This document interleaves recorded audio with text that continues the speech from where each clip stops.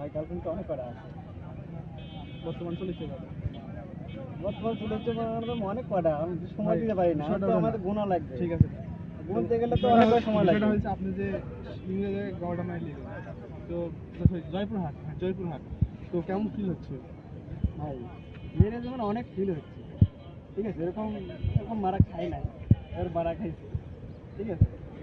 58 পর্যন্ত পড়েছে না ওরকম বলতে পারবো না, এগুলো চিন্তা করে করা যাবে না।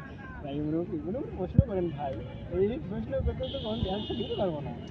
আচ্ছা ভাই বাসা ভাই আমার বাসা ঘর নাই, আমি এখানে এখানে বুঝতে পারছি, হ্যাঁ রাস্তায় থাকে আমাদের, কিছু টাকা পয়সা থাকলে 1-2 টাকা যদি দান করে দিও ভাই, এটা লাঠি খাবেনি।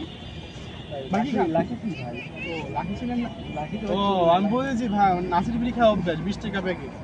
ভাই হ্যাঁ বিড়ি বিড়ি করতে পারবো ভাই, বিড়ি দিয়ে যাবো এই ভাই, যে বিড়ির কথা বলেন ভাই, হ্যাঁ এক এক প্যাকেট বিড়ি, যেটা বিড়ি বলা মালাই বিড়ি, এগুলো 20 টাকা, আর অন্য অন্য সিগারেট ভাই যাওয়াই যায় না।